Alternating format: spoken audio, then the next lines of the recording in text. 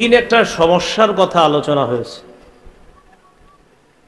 একদম মুসলিম নারী মক্কা থেকে হিজরত করে মদিনায় চলে গেছে।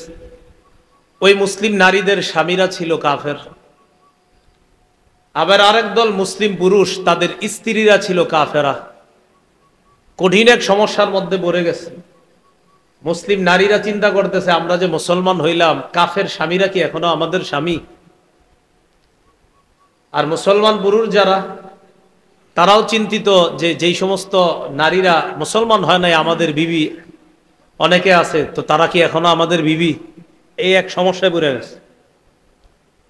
এই সমস্যার সমাধান দেওয়া হয়েছে সূরা মুমতাহিনার 10-11 নম্বর আয়াত। 12 নম্বর আয়াতে আলোচনা করা হয়েছে যে সমস্ত মুসলিম নারীরা ইসলামের ছায়াতলে আসবে, তারা কিছু অপরাধ কর্মকাণ্ড ছেড়ে দিতে হবে, আর ওই অপরাধ ছাড়ার ক্ষেত্রে নবীর কাছে বায়াত গ্রহণ করতে হবে। 4 নম্বর আলোচনা, যাদের উপর আল্লাহ রাগান্বিত, কাফের বেঈমান, তাদের সাথে কিছুতেই বন্ধুত্ব করা যাবে না। মৌলিকভাবে সূরা মুমতাহিনার মধ্যে এই 4টি বিষয় আলোচনা করা হয়েছে।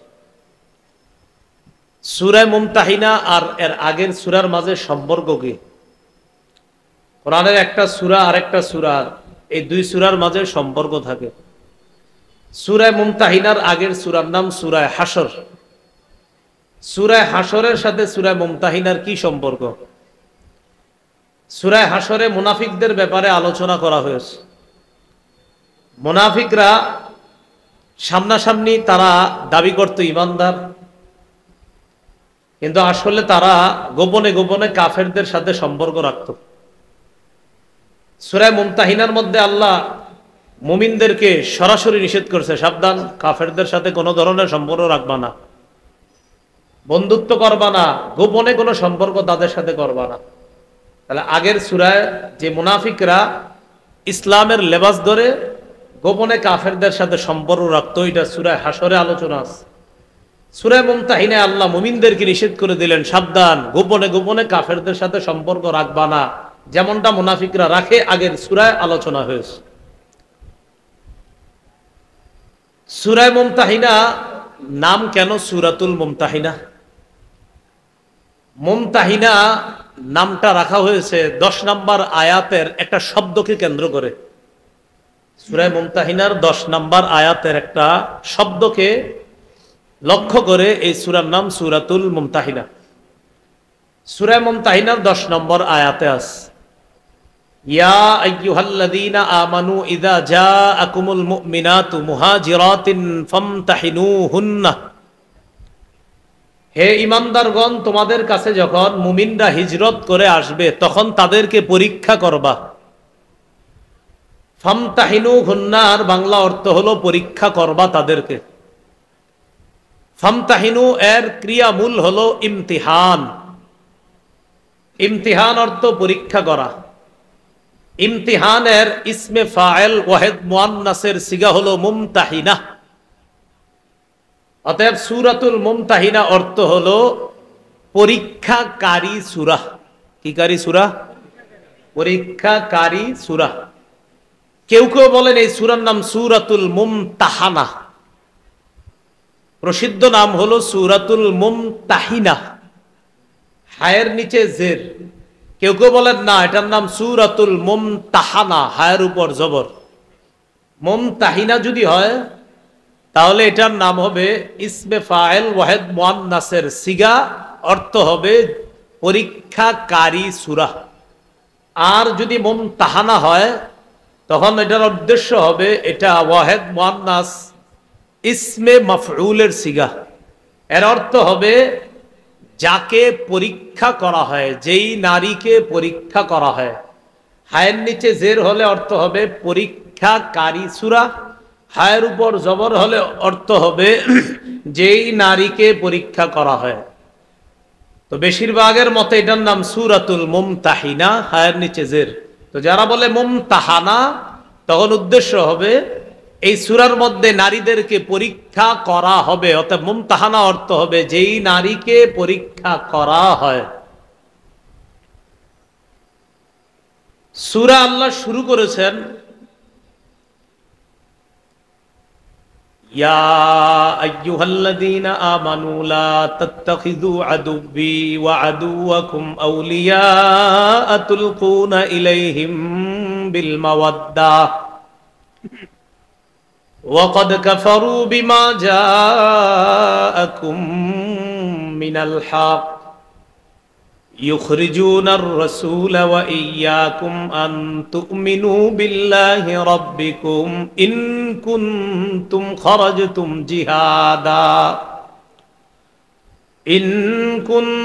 خرجتم جهادا في سبيلي وابتغاء مرضاتي। অনুবাদটা আমি শুরু করি কোত্থেকে দেখেন, এই যেখানে এসে আমি আয়াতের তেলাওয়াতটা শেষ করলাম, এখান থেকে অনুবাদটা শুরু করব। তাহলে লম্বা একটা অংশ পড়ার পর অনুবাদ শুরু করতেছে। ইন কুনতুম খরজতুম জিহাদান ফি সাবিলি ওয়াবতিগা মারদাতি, যদি তোমরা আমার রাস্তায় জিহাদ করার ইচ্ছা করে থাকো আর আমার সন্তুষ্টি কামনা করে থাকো, যদি তোমরা আমার রাস্তায় জিহাদ করার ইচ্ছা করে থাকো এবং আমার সন্তুষ্টি কামনা করে থাকো, তাহলে হে ঈমানদারগণ। এবার অনুবাদ সূরার শুরুতে এসে গেলাম।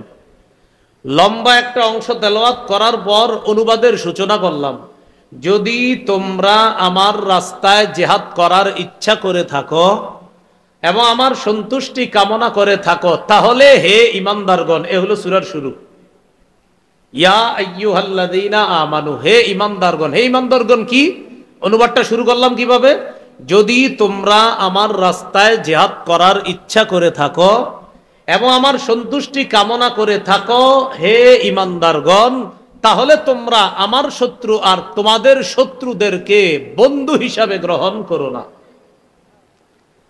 তাহলে আল্লাহ কি বললেন? তোমরা আমার শত্রু এবং তোমাদের শত্রুকে বন্ধু হিসাবে গ্রহণ করো না। আল্লাহ বললেন আমার শত্রু এবং তোমাদের শত্রু। এখানে আমার শত্রু আর তোমাদের শত্রু দ্বারা কি উদ্দেশ্য? উদ্দেশ্য হলো কুফফারু মক্কা, মক্কার কাফেররা। আয়াত দ্বারা বোঝা যায় মক্কার কাফেররা আল্লাহরও শত্রু, ঈমানদারদেরও শত্রু। তো আল্লাহ বলতেছেন তোমরা যদি আমার রাস্তায় জিহাদ করার ইচ্ছা করো এবং আমার সন্তুষ্টি কামনা করে থাকো, তাহলে হে ঈমানদারগণ, আমার শত্রু আর তোমাদের শত্রুকে বন্ধু হিসাবে গ্রহণ করো না। এই সূরার প্রেক্ষাপটটা কি? রাসূলুল্লাহ সাল্লাল্লাহু আলাইহি সাল্লাম মক্কা বিজয়ের পূর্বে কিছু কিছু সাহাবায়ে কেরামের সাথে পরামর্শ করে মক্কা বিজয়ের উদ্দেশ্যে রওনা করার আগেই নবী আস্তে ধীরে প্ল্যান করতেছিলেন যে অচিরেই মক্কায় রওনা করব। এই যে প্ল্যান করলেন আল্লাহ রাসূল সাল্লাল্লাহু আলাইহি সাল্লাম খুব গোপনে। রাসূল সাল্লাল্লাহু আলাইহি সাল্লামের মক্কা বিজয়ের উদ্দেশ্যে যাত্রার বিষয়টা সাহাবায়ে কেরামের মধ্যে একজন সাহাবী নাম ছিল হাতিব ইবনু আবি বালতাআহ। এই হাতিব ইবনে আবি বালতাআহ রাদিয়াল্লাহু তাআলা তিনিও বিষয়টা কোনোভাবে আঁচ করেছেন। আঁচ করতে পেরে তিনি কি করলেন?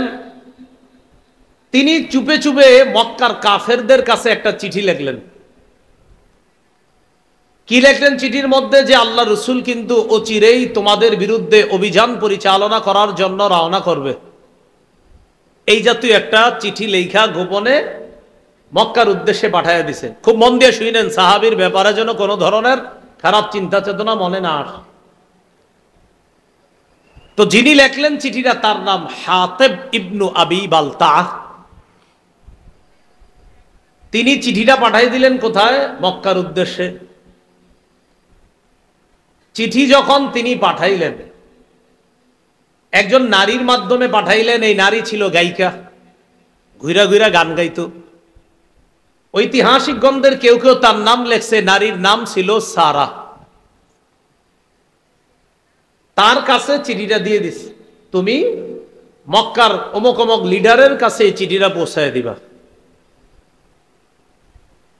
আল্লাহ পাক রব্বুল আলামিন এই বিষয়টা রাসূলুল্লাহ সাল্লাল্লাহু আলাইহি সাল্লামের কাছে জানায়া দিলেন যে আপনার সাহাবীদের মধ্য থেকে একজন গোপন সংবাদটা একজন নারীর মাধ্যমে মক্কার উদ্দেশ্যে অলরেডি প্রেরণ করে দিছে একটা চিঠির মধ্যে লেখা, আপনি তাড়াতাড়ি ওই নারীকে আটকের ব্যবস্থা করেন।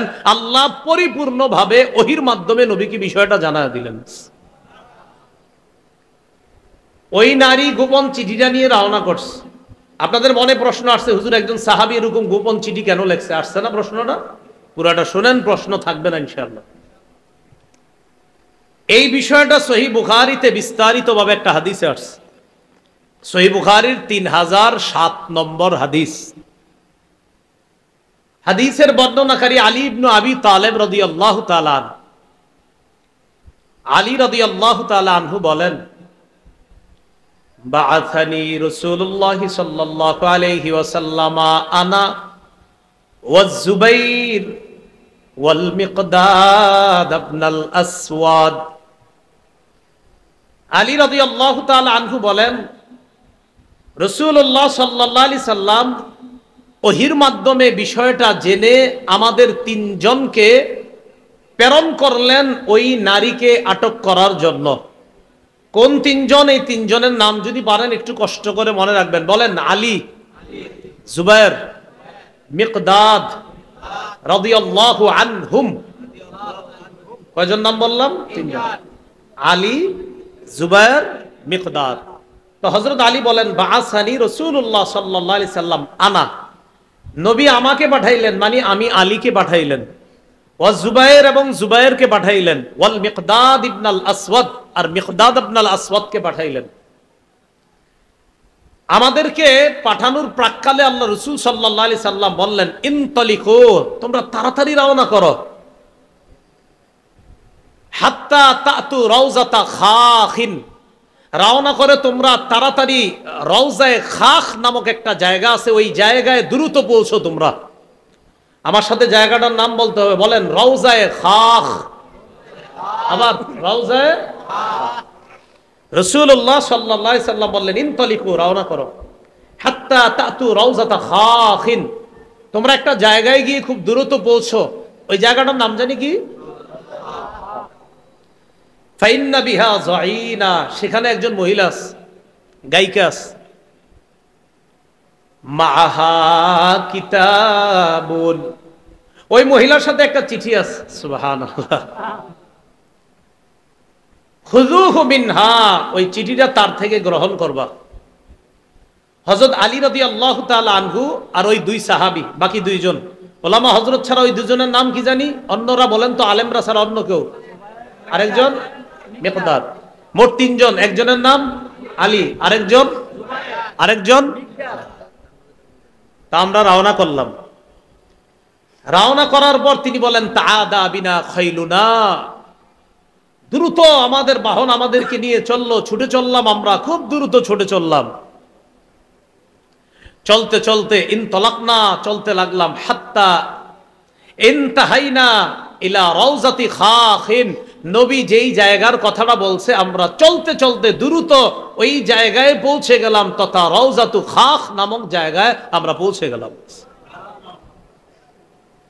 সেখানে পৌঁছার পর ফাইদা নাহনু বিজ্জাইনা, হঠাৎ দেখি ওই মহিলা, যেই মহিলার কথা নবী বলছে,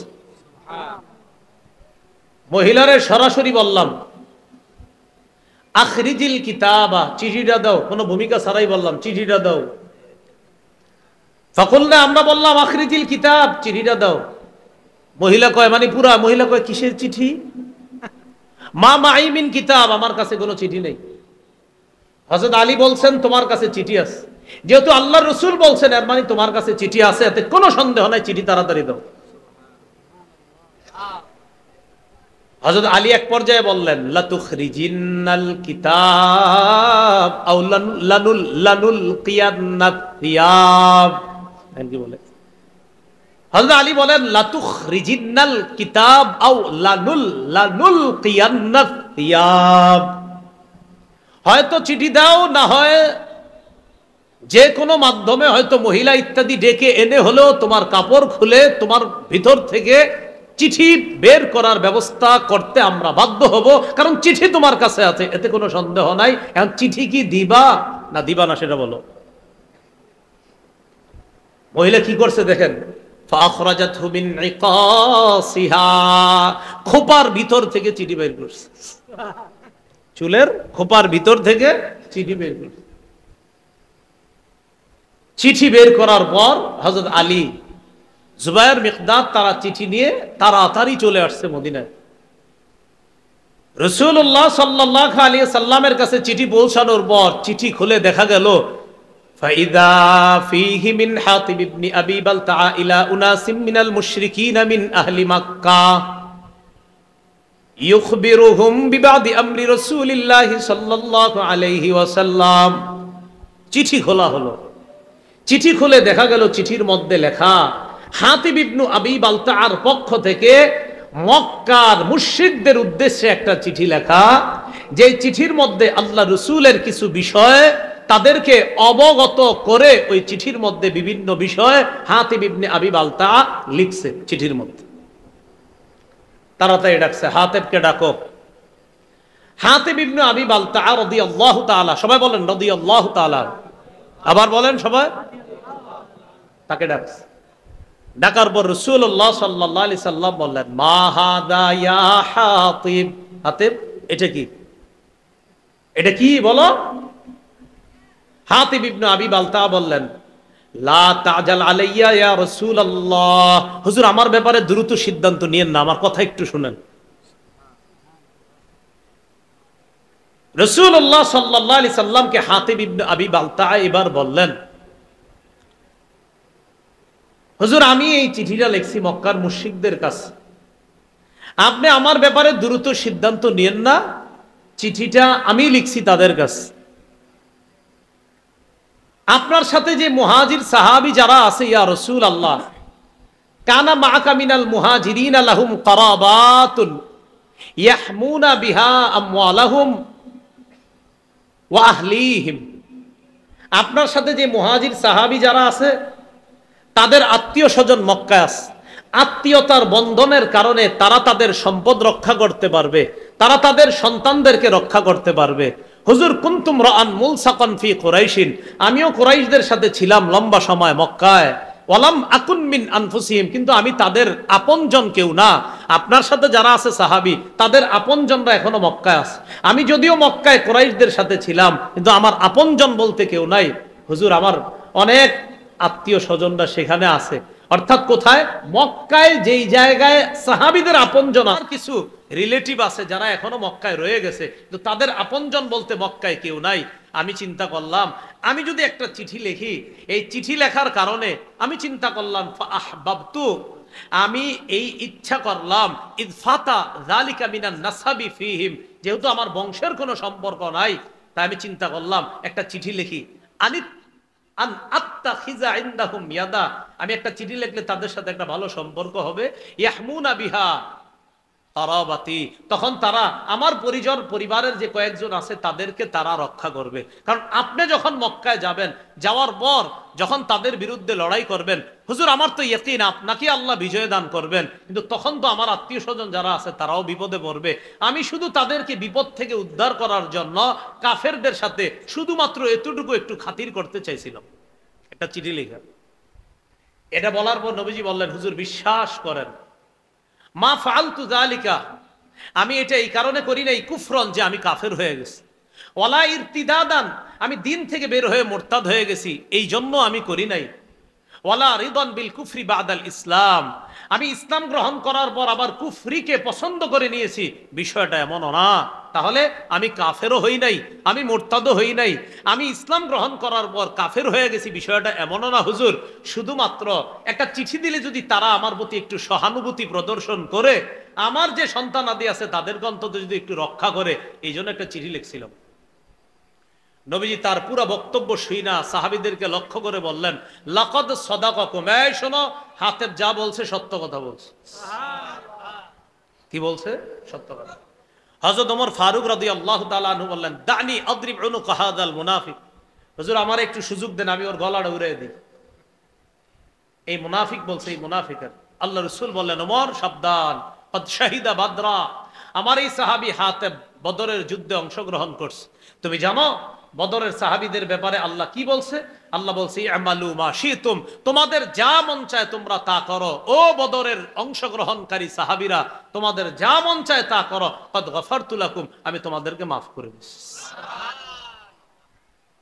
তো হাতিব ইবনে আবি বালতার এই ব্যাপারটা মাথায় রাখবেন। উনি কুফরিও করে নাই, উনি মুরতাদও হয়ে যায় নাই, উনি ইসলাম গ্রহণ করার পর কুফরিকে পছন্দ করে নিয়েছে, বিষয়টা এমনও না।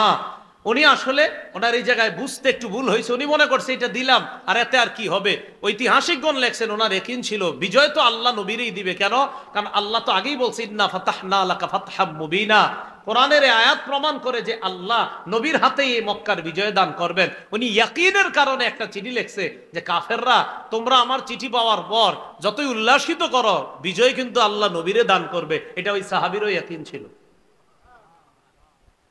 তা আল্লাহ নিষেধ করে দিলেন, না, এই জাতীয় বন্ধুত্ব করা যাবে না। বুঝে আসছেন এবার? এটাই বলতেছে, ইয়া আইয়ুহাল্লাযীনা আমানু লা তাত্তাখিযু আদুওয়ি ওয়া আদুওয়াকুম আউলিয়া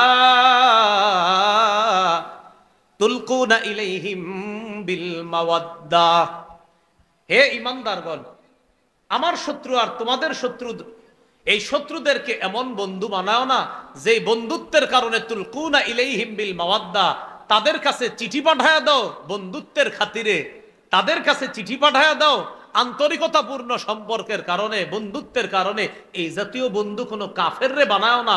আমার শত্রুরে এমন বন্ধু বানাও না, তোমাদের শত্রুরে এমন বন্ধু বানাও না যে যেই বন্ধু বানানোর পর চুপি চুপি চিঠিও পাঠাও। এরকম বন্ধু বানাও না। এবার বুঝে আসছে কথা আপনাদের। এটা আল্লাহ নিষেধ করলেন যে হাবিব হাতিব ইবনে আবি বালতাকে সহ আপনার সব সাহাবীদেরকে জানায় দেন যে এরকম বন্ধুত্ব যেন তাদের সাথে না করে। এবার আল্লাহ বলেন, ওয়াকাদ কাফারু বিমা জাআকুম মিনাল হক, অথচ তোমাদের কাছে যে হক এসেছে আল্লাহর পক্ষ থেকে, এই হক ওই বন্ধুরা অস্বীকার করে। কারা? যাদের সাথে বন্ধুত্ব করে চুপি চুপি চিঠি পাঠাইতে চেয়েছো, ওই বন্ধুরা, ওই কাফেররা অস্বীকার করে ওই সত্যকে, যে সত্য তোমাদের কাছে এসেছে। আর তারা কি করেছে তোমাদের মনে নাই? ইউখরিজুনার রাসূলা ওয়া ইয়াকুম আন তুমিনু বিল্লাহি রাব্বিকুম, তারা রাসূলকে এবং তোমাদেরকে মক্কা থেকে বের করে দিয়েছে, এগুলো তোমাদের মনে নাই? অপরাধ কি? আন তুমিনু বিল্লাহি রাব্বিকুম, শুধুমাত্র এই কারণে রাসূলকে আর তোমাদেরকে বের করে দিয়েছে, তোমরা তোমাদের রব আল্লাহকে বিশ্বাস করেছো, আল্লাহর উপর ঈমান এনেছো, শুধুমাত্র এই কারণে রাসূলকেও বের করেছে মক্কা থেকে, তোমাদেরকেও বের করেছে। যারা তোমরা এইভাবে বের করলো, তাদের সাথে আবার তলে তলে গোপনে কিসের বন্ধুত্ব? তাদেরকে বন্ধু বানাবে না। এটা আল্লাহ নিষেধ করে দিলেন। বুঝে ঠিক কইতাছেন তো? বুঝতে হবে। তাহলে আল্লাহ এটা নিষেধ করলেন যে তাদের সাথে কোনো বন্ধুত্ব করবা না। এরপর আল্লাহ বলেন, ইন কুনতুম খরজতুম জিহাদান ফি সাবিলি, যেটার অনুবাদ আমি শুরুতে তুলছি, ইন কুনতুম খরজতুম জিহাদান ফি সাবিলি ইবতিগা মারদাতি। এতক্ষণ পর্যন্ত যেটা, এটা কেমন যেন জওয়াবুর শর্ত, আর ইন কুনতুম খরজতুম জিহাদান ফি সাবিলি এটা হলো শর্ত। অর্থাৎ যদি তোমরা আমার রাস্তায় জিহাদ করতে চাও আর আমার সন্তুষ্টি অর্জন করতে চাও, তাহলে তোমরা আমার শত্রু আর তোমাদের শত্রুকে বন্ধু হিসাবে গ্রহণ কইরো না। এমন বন্ধুত্ব যে বন্ধুত্বের খাতিরে চুপে চুপে সিডি বাড়াও, এমন বন্ধুত্ব করবা না। আল্লাহ আমাদেরকে কথাগুলা বুঝার তৌফিক দান করেন। এবার আল্লাহ বলেন, তুসিররুনা ইলাইহিম বিল মাওয়াদ্দাহ ওয়া আনা আ'লামু বিমা আখফাইতুম ওয়া মা আ'লানতুম। তোমরা যে গোপন বন্ধুত্ব করো, অথচ আমি জানি যা তোমরা গোপন করো, যা তোমরা প্রকাশ্যে করো, এটা কিন্তু আমি আল্লাহ জানি। وَمَن يَفْعَلْهُ مِنكُمْ فَقَدْ ضَلَّ سَوَاءَ السَّبِيلِ। তোমরা যারা মুমিন, তোমাদের মধ্য থেকে এমন যারা করবে, ফাকাদ দাল্লা সাওয়া আস-সাবিল, সে স্পষ্ট ভ্রষ্ট হয়ে যাবে, হেদায়েতের রাস্তা থেকে সে বিচ্যুত হয়ে যাবে, সঠিক রাস্তা থেকে সে বিচ্যুত হয়ে যাবে। ভাই কি শিখলাম? কাফেরদের সাথে গোপনেও বন্ধুত্ব রাখা যাবে না। আল্লাহ আমাদের সকলকে এই কথাগুলা বুঝে শুনে বর্তমান পরিস্থিতিতেও যেন আমরা খুব সতর্কতার সাথে ইমানের উপর চলতে পারি, আল্লাহ তৌফিক দান করেন। এবার দেখেন আল্লাহ কি কয়। প্রথমে আগে আমগো কুমিল্লার ভাষায় একটু বলি, সেবে পাইলে কি বলি? সেবে পাইলে মানে হুজুর আজকে আপনারই কিছু কইলাম না, কারণ পাইলই হুজুর ভালো আছেন, এক কাপ চা খান, পান খান। মনে মনে কি কই জানেন? হুজুর আজকে চা খাওয়াইতেছি কেন জানেন? আরেকদিন ধর্ম, এখন আপনার লোক বেশি, কিছু কইলাম না। এই পরে কি কই? সেবে পাইলে। আর কোরআনের অনুবাদটা হবে বাগে পাইলে। বাগে মানে বাগের ইয়াটা আমগো কুমিল্লার ভাষায় বললাম সেবে। আল্লাহ কয় গোপনে গোপনে যেই কাফেরদের সাথে তোমরা বন্ধুত্ব করো, যদি তারা তোমাদেরকে সেবে পায়, যদি তারা তোমাদেরকে বাগে পায়, মানে যদি হাতের নিচে কখনো পায়া যায়, এখন তো চুপে চুপে বন্ধুত্ব করো, যদি কখনো ওই যে আমরা বলি সেবে পায়,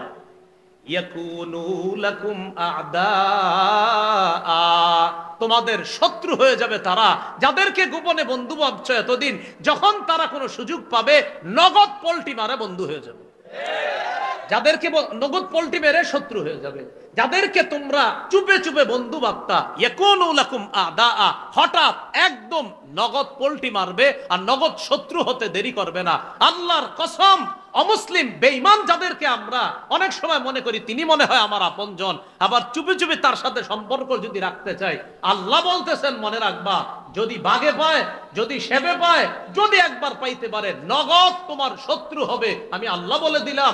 নগদ পল্টি মারবে, আমি আল্লাহ বলে দিলাম, পল্টি মারবে। তারা তোমাদের শত্রু হয়ে যাবে। তাহলে কি শিখলাম? চুপে চুপেও যদি কোন ইসলাম বিদ্বেষী কোন অমুসলিম কাফেরকে আমি বন্ধু মনে করি, আল্লাহ কয় সুযোগ পাইলে নগদ তোমার শত্রু বানাবে। আর কি করবে? ওয়ায়াবসুতু ইলাইকুম আইদিয়াহুম ওয়া আলসিনাতাহুম বিসসু, তোমাদের দিকে দুটা কষ্টের জিনিস প্রসারিত করবে। বলেন কয়টা কষ্ট? এক, হাত দিয়া কষ্ট দিতে চাবে, দুই, জবান দিয়ে। এক, হাত প্রসারিত করবে মারার জন্য, অর্থাৎ শারীরিক কষ্ট দিবে তোমাদেরকে, ও আলসিনাতাহুম বিসসু, আরেকটা হলো জবান দিয়ে তোমাদেরকে কষ্ট দিবে। সারা পৃথিবীর বেঈমান শক্তি এখন জবানেও অস্ত্র দিয়েও আমাদেরকে কষ্ট দিবে, সারা পৃথিবী। এই জন্য আল্লাহ বলছে ইয়াবসুতু ইলাইকুম, হাত প্রসারিত করবে তোমাদের দিকে, আইদিয়াহুম তাদের হাত, ও আলসিনাতাহুম তাদের জিহ্বা, বিসসুই কষ্ট দেওয়ার জন্য প্রসারিত করবে। এই জন্য মনে রাখবেন, অনেক সময় কুফরি শক্তি যেগুলা, এগুলা মাঝে মাঝে এক হয়ে কয় আরে এই কাজটা ঠিক হয় নাই। আপনি মনে রাখেন, সব কুফরি শক্তি মুসলমানের বিরুদ্ধে এক, সব কুফরি। আল্লাহ এখনো আমাদেরকে বুঝার তৌফিক দান করেন। তাহলে এই অনুবাদটা আবার মনে রাখেন, যাদেরকে গোপনে বন্ধু ভাবো, যাদের কাছে গোপন বন্ধুত্বের হাত বাড়াও, তারা যদি তোমাদেরকে বাগে পায়, আমগো কুমিল্লার ভাষায় সেবে পায়, ইয়াকুনু লাকুম আ'দা, তারা তোমাদের শত্রু হয়ে যাবে। ওয়ায়াবসুতু ইলাইকুম, তারা তোমাদের দিকে প্রসারিত করবে, আইদিয়াহুম হাত, ওয়া আলসিনাতাহুম জিহ্বা, বিসসুই কষ্ট দেওয়ার জন্য। আর কামনা করবে কি জানো? ওয়াওয়াদ্দু লাউ তাকফুরুন, আর কামনা করবে তোমরা সবাই যদি কাফের হয়ে যাইতা। নাউজুবিল্লাহ। কামনা করবে কি? তোমরা সবাই যদি কাফের হয়ে যাইতা। আচ্ছা, এবার দেখি আপনারা ওই হাতেব ইবনে আবি বালতাআ রাদিয়াল্লাহু তাআলা আনহুর ঘটনা বুঝে থাকলে বলেন তো, তিনি মূলত কি জন্য চিঠিটা পাঠাইতে চাইছে?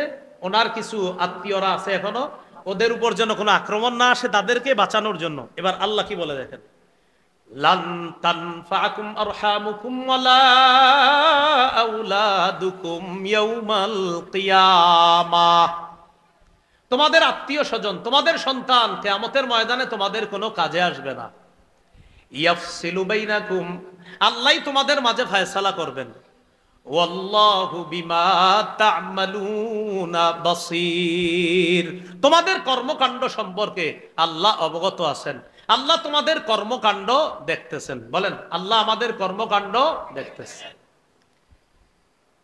আমরা মুসলমানদের অধঃপতনের অন্যতম কিছু কারণের মধ্যে একটা হলো মুসলমানরা মুসলমানের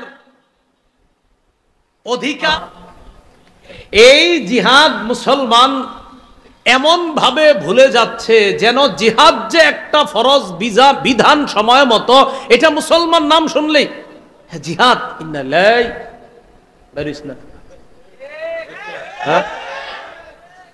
যে মাওলানা জুনায়েদ আল হাবিব সাহেব নাকি বলছে আগামীকাল আছে নবীর ইজ্জত নিয়ে কথা বলছে, একজন মিছিল আছে। হ্যাঁ আব্বা বলছিল তো গতকাল জুমার নামাজে, তোই আজকে হুজুর বলছে আমাদের এলাকাবাসী নিয়ে যাবে। হুজুর যাক, তুই যাইস না, বৈশা থাক, তোর বিকাল 5টা পর্যন্ত ঘর থেকে বেরোবি না, আল্লাহ বিল্লাহ কর।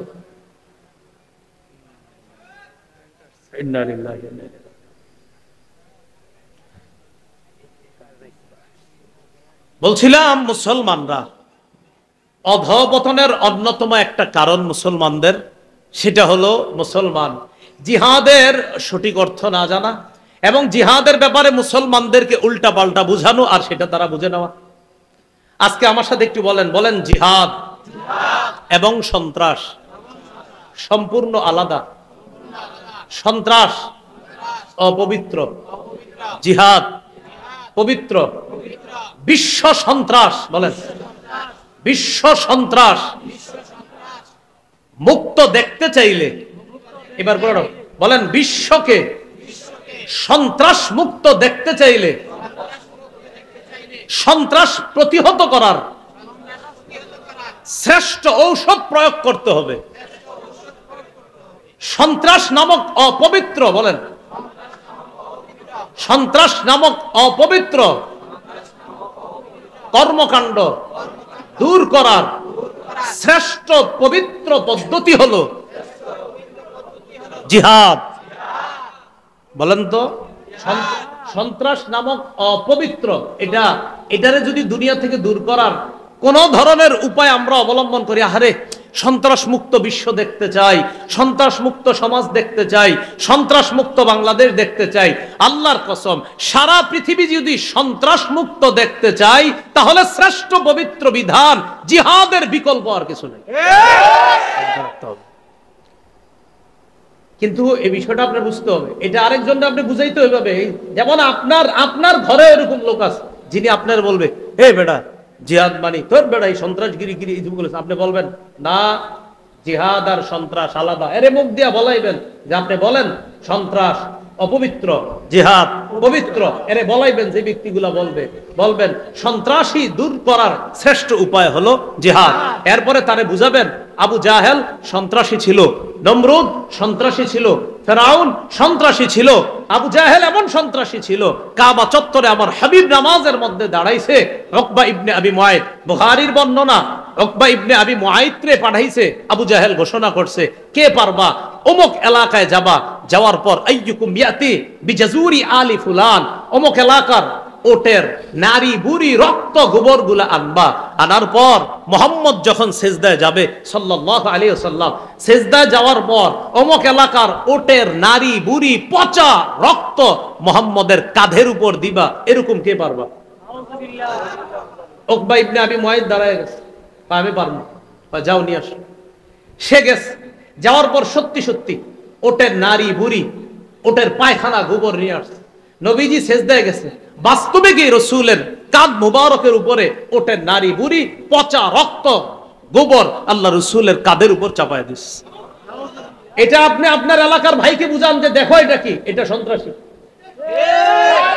আমার নবী কাবা চত্বরে দাঁড়ায় রয়েছে, কাবায় দাঁড়ায় আল্লাহ রসুল সাল্লাল্লাহু আলাইহি সাল্লাম ইবাদত করবে, ওই পাপিষ্ট আবার আসছে উকবা। আসার পর নবীর গলা মুবারকের মধ্যে একটা চাদর পেঁচাইছে, চাদর পেঁচায় চাদর দুই দিক থেকে এইভাবে জোরে টান দিছে, এইভাবে চাদর পেঁচায় নবীর গলায় জোরে টান দিছে। বুঝান, আপনি প্রতিবেশীর বুঝান, এই ঘটনা শোনান, বুখারীতে আসছে যে আমার নবীর গলার মধ্যে এক পাপিষ্ট কাফের উকবা এইভাবে চাদর দুই পাশ দিয়ে পেঁচায় এইভাবে টান দিছে যে রসুলকে ফাঁসি দিয়ে মেরে ফেলবে।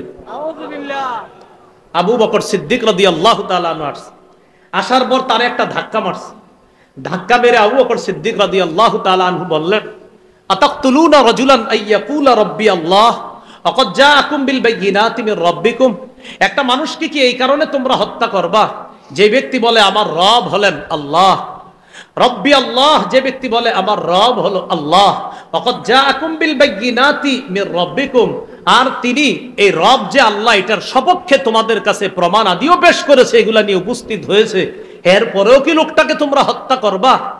এইভাবে আবু বকর সিদ্দিক তাকে সরায়া দিছে। আমি আপনাদের কাছে জানতে চাই, এইভাবে আমার নবীর গলার মধ্যে চাদর পেঁচায় দুই দিক থেকে টান দেওয়া, এটা কি সন্ত্রাসী কিনা?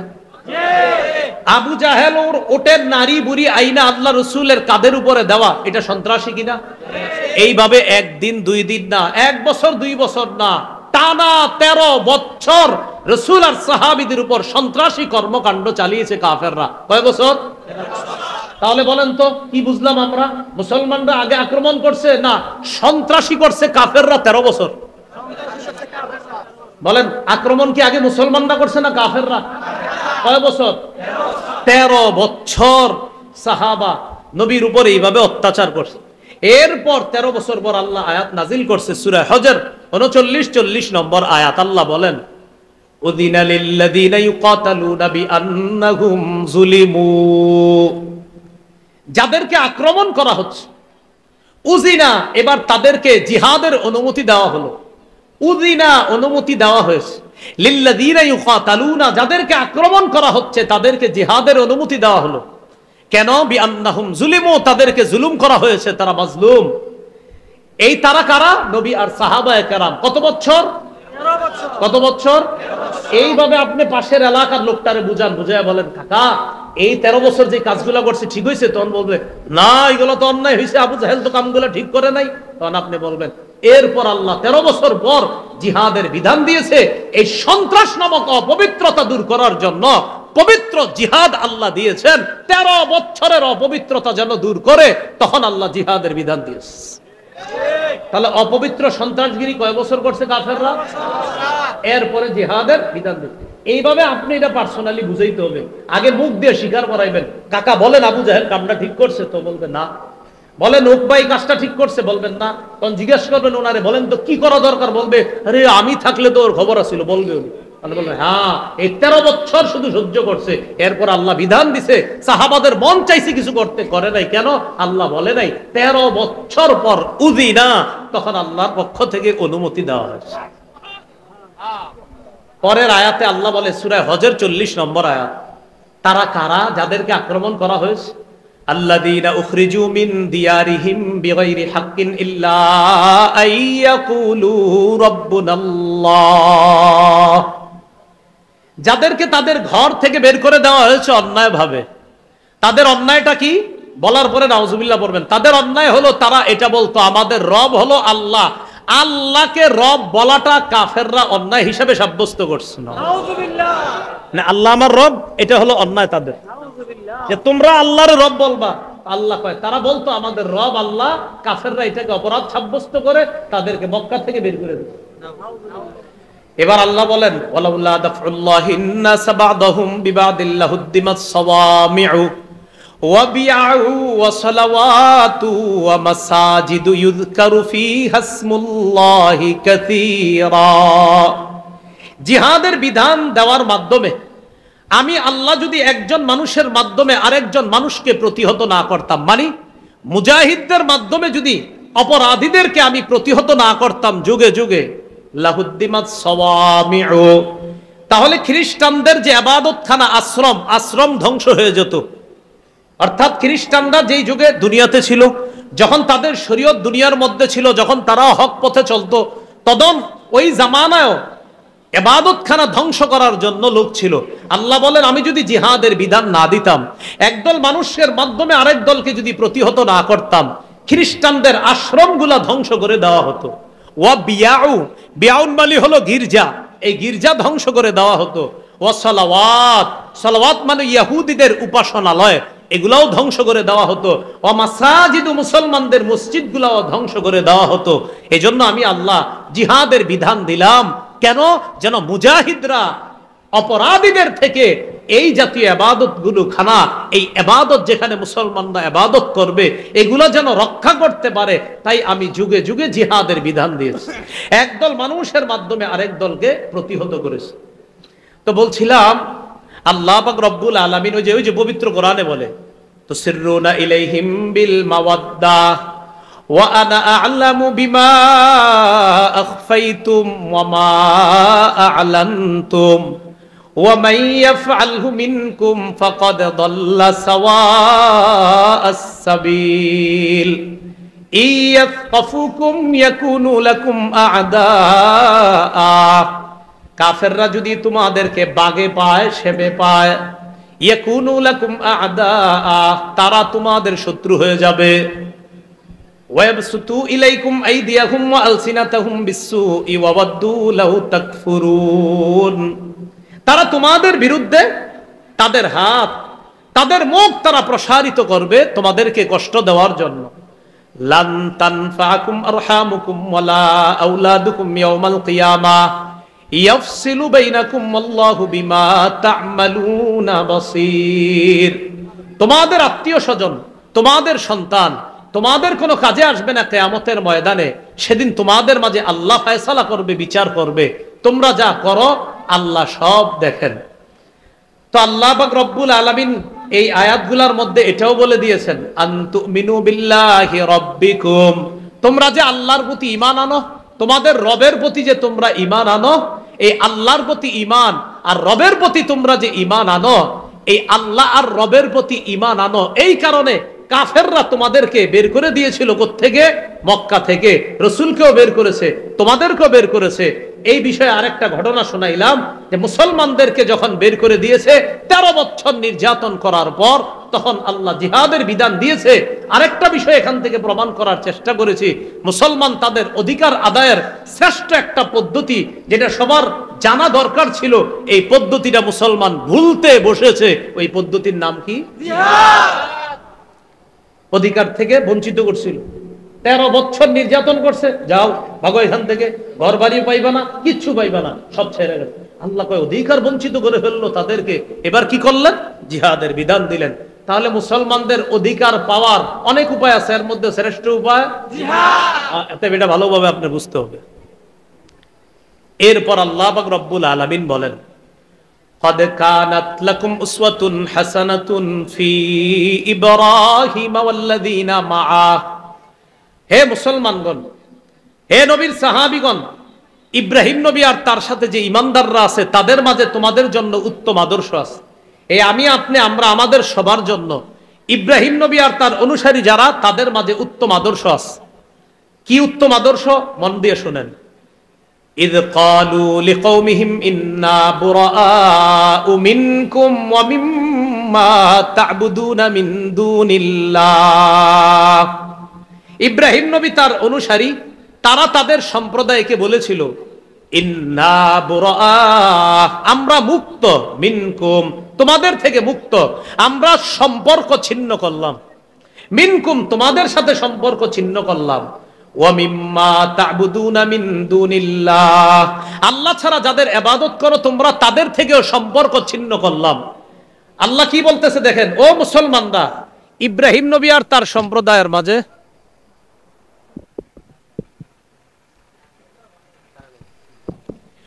আল্লাহ পাক রব্বুল আলামিন বলেন, ও মুসলমানরা, ইব্রাহিম নবী আর তার সম্প্রদায়ের মাঝে, ইব্রাহিম নবী আর তার সাথে যারা ঈমানদার তাদের মাঝে তোমাদের জন্য আদর্শ আছে। কয় কিসের মাঝে?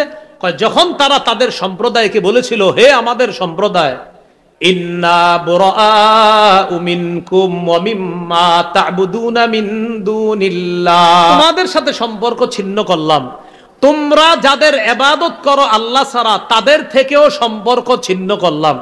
আচ্ছা আবার বুঝেন তো কি বলছে আল্লাহ? তোমাদের জন্য আদর্শ আছে। এই কথায় কোন কথা?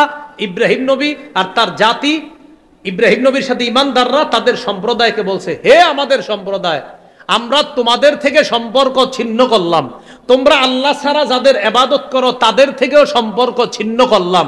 আল্লাহ কয় এই কথায় তোমাদের জন্য আদর্শ আছে। কি আছে তোমাদের জন্য? আদর্শ আছে। কাফারনা বিকুম, আমরা তোমাদের আকীদা বিশ্বাস অস্বীকার করি। ইব্রাহিম নবী ডাইরেক্ট বলে দিছে মূর্তি পূজারী যারা তাদেরকে, আমরা তোমাদের আকীদা বিশ্বাস অস্বীকার করি।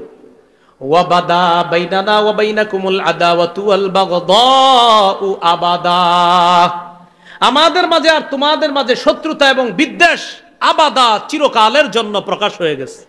কাফারনা বিকুম, আমরা তোমাদের আকীদা অবিশ্বাস করি।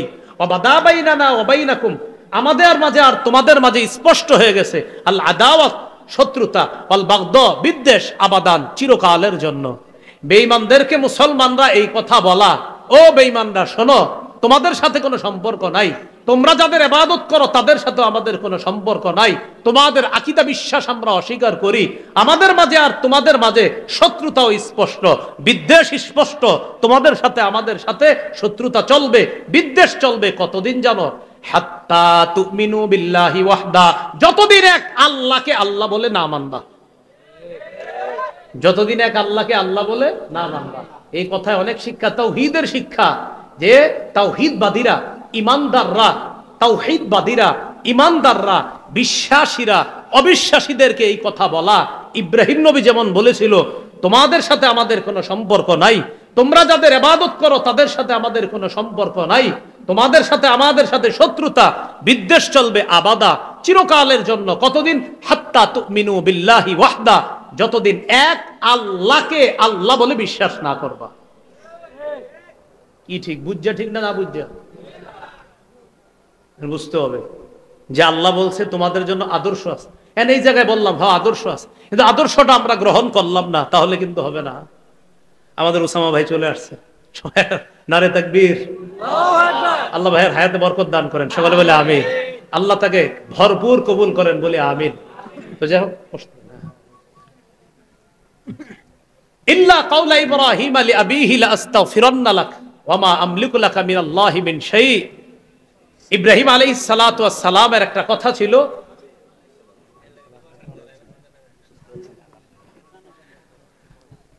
ইল্লা কাওলা ইব্রাহিম লিআবিহি লাআস্তাগফিরান্না লাক ওয়া মা আমলিকু লাকা মিনাল্লাহি মিন শাই। ইব্রাহিম নবী তার বাবার ব্যাপারে বলেছিলেন, লাআস্তাগফিরান্না লাক, আব্বা আপনার জন্য আমি ইস্তেগফার পাঠ করব। ওয়া মা আমলিকু লাকা মিনাল্লাহি মিন শাই, আমি আমলিকু লাকা মিনাল্লাহি মিন শাই, আপনার ব্যাপারে আমি নিজের পক্ষ থেকে কোনো ক্ষমতা রাখি না, তবে আমি আপনার জন্য আল্লাহর কাছে ইস্তেগফার পাঠ করব। তবে এখান থেকে একটা কথা মনে রাখা, কাফের বাবার জন্য ইস্তেগফার পাঠ করার বিষয়টা এখন কিন্তু আর না। সূরা তওবা আবার এই বিধান রহিত হয়ে গেছে, মা কানা লিনাবিয়্যিন ওয়াল্লাযীনা মা কানা লিন-নাবিয়্যি ওয়াল্লাযীনা আমানু আইয়াস্তাগফিরু লিল মুশরিকিনা ওয়ালাউ কানু উলি কুরবা। নবীর জন্য এবং ঈমানদারদের জন্য বৈধ নয় আইয়াস্তাগফিরু লিল মুশরিকিন, যে তারা মুশরিকদের জন্য ইস্তেগফার পাঠ করবে, এটা তাদের জন্য বৈধ নয়। বাকি ইব্রাহিম আলাইহিস সালাতু ওয়াস সালামের ব্যাপারে মুফাসসিরিনে কেরাম লিখেছেন, উনি ওনার বাবার ব্যাপারে যে বলছিলেন যে আমি আপনার জন্য ইস্তেগফার পাঠ করব, পরে ইব্রাহিম নবী জীবদ্দশায় বুঝতে পেরেছিলেন না আমার বাবার কপালে তওবা নাই, আমার বাবা আল্লাহর চিরশত্রু, তখন তিনি আবার তার বাবার জন্য তখনই আর ইস্তেগফার তিনি করতেন না। মুফাসসিরিনে কেরামের কেউ কেউ লিখেছেন তিনি তখনই এটা থেকে ফিরে এসেছেন। বাকি তিনি প্রথমে বলেছিলেন, আব্বা লাস্তাগফিরান্না লাকা, আমি আপনার জন্য ইস্তেগফার পাঠ করব, আমি আপনার জন্য ক্ষমা প্রার্থনা করব। তো মুফাসসিরিনে কেরামের কেউ কেউ লিখেছেন তিনি তার জীবদ্দশাতেই বুঝতে পেরেছিলেন আব্বা আল্লাহর চিরশত্রু, আব্বা আর ঈমান আনবে না, তার কপালে তওবা নাই, তখন তিনি এটা থেকে ফিরে এসেছেন। আর সূরা তাওবার মধ্যেও আছে যে নবীর জন্য, ঈমানদারদের জন্য উচিত না, বৈধ নয় কোনো মুশরিকের জন্য ইস্তেগফার পাঠ করা। যাই হোক, এই সূরা এতটুকু যা শুনলাম আমরা, সূরা মুমতাহিনা খুব ভালো করে আমরা শুনি। কাফেরদের সাথে গোপনে বন্ধুত্ব রক্ষা করা যাবে? চিঠি লেখা যাবে? এটা আল্লাহ আমাদেরকে বলে দিলেন, আমার শত্রু আর তোমাদের শত্রু যারা, তাদেরকে এমন বন্ধু বানায় না যে বন্ধুত্বের খাতিরে তাদেরকে চিঠি পর্যন্ত তোমরা পাঠায় দাও। মনে রাখবা, ইয়াত কফুকুম, মনে আসেনি আমগো কুমিল্লার ভাষায় অনুবাদটা, যদি সেবে পায়, আর অনুবাদ হলো যদি ভাগে পায়, আর আমাদের কুমিল্লায় বলে যদি সেবে পায়। এই কাফেররা তোমাদেরকে, যাদেরকে গোপনে বন্ধু ভাবতেছো, ইয়াত কফুকুম, যদি তোমাদেরকে বাগে পায়, হাতের নিচে যদি কোনোভাবে পায়, ইয়াকুনু লাকুম আদা, তাহলে তোমাদের শত্রু হয়ে যাবে। আর আমি বললাম পোল্টি মারতে সময় নেবে না। ওয়ায়াবসুতু ইলাইকুম আইদিয়াহুম ওয়া আলসিনাতাহুম বিসসুই, তারা তোমাদের দিকে প্রসারিত করবে হাত আর তাদের জিহ্বা, এই দুই জিনিস প্রসারিত করবে তোমাদেরকে কষ্ট দেওয়ার জন্য। ওয়াওয়াদ্দু, কামনা করবে, লাউ তাকফুরুন, তোমরা সবাই যদি কাফের হয়ে যাইতা, এরকম কামনা তারা করবে। আল্লাহ আমাদের সকলকে। ও আরেকটা বিষয়ের মাঝখান থেকে বলেছিলাম, অপরাধ কি ছিল? নবীরে বের করে দেওয়া আর মুসলমানদেরকে বের করে দেওয়া অপরাধ ছিল কাফেরদের কাছে, কেন তারা ঈমান আনছে এই ছিল অপরাধ। এটার বলতে গিয়ে বলেছিলাম মুসলমানদের অধপতনের অন্যতম একটা কারণ, মুসলমান তাদের অধিকার আদায়ের শ্রেষ্ঠ একটা পদ্ধতি আজ ভুলতে বসেছে প্রায়, সেটার নাম জানি কি? তো এই বিষয়গুলো আমরা শিখতে হবে, জানতে হবে। আর ওই যে চা দোকানের সামনে মুরব্বীরে বুঝাইতে হবে, আবু জাহেলের ঘটনাটা বলতে হবে, ওকবার ঘটনা বলতে হবে, বইলা বলতে হবে, কাকা ওকবা কাজটা ঠিক করছে, আবু জাহেল কাজটা ঠিক করছে, বলেন এই কাজটা অন্যায় হয়েছে না, এটা সন্ত্রাসগিরি হয়েছে না? চাচাই বলবে আমি থাকলে তোর খবর আছিল, উনি বলবেন হ্যাঁ। এই যে আপনি বলতেছেন খবর আছিল, সাহাবীদেরও মন চাইতো জবাব দিত, কিন্তু জবাব দিত না, কারণ আল্লাহর পক্ষ থেকে তখন শুধু ধৈর্য আর সংযমের শিক্ষা একটুকুই দেওয়া হয়েছিল। 13 বছর শুধু সবর করেছে, ধৈর্য ধারণ করেছে। 13 বছর পর আল্লাহ বলেছেন উযিনা লিল্লাযিনা ইউকাতালুনা বিআন্নাহুম যুলিমু, যাদেরকে আক্রমণ করা হচ্ছে তারা মাজলুম, তাদের উপর জুলুম করা হয়েছে, তাদেরকে সম্পদ হারা করা হয়েছে, ঘর বাড়ি ছাড়া করা হয়েছে। এবার আর না, এবার জিহাদের মাধ্যমে অধিকার আদায় করতে হবে। এটা হলো। আল্লাহ আমাদের সকলকে যে কথাগুলো শুনলাম বললাম, আলী হাসান ওসামা ভাই আলোচনা করবেন ইনশাল্লাহ, এরপর আমাদের মোহতারাম হযরত মাওলানা আইয়ুব সাহেব হুজুর আসবেন ইনশাল্লাহ। আমরা শেষ পর্যন্ত ইনশাল্লাহ এইভাবে সুন্দর পরিবেশটা বজায় রেখে আখিরি মুনাজাত করে যাব ইনশাআল্লাহ। আল্লাহ আমাদের সকলকে যে কথাগুলো শুনলাম বললাম, আমরা সবাই যেন ইসলামের জন্য একতাবদ্ধ হয়ে ইনশাআল্লাহ ভবিষ্যতে আমরা কাজ করতে পারি, আল্লাহ তৌফিক দান করেন। আমিন ওয়া আখিরু দাওয়ানা আলহামদুলিল্লাহি রাব্বিল আলামিন। আসসালামু আলাইকুম ওয়া রাহমাতুল্লাহ।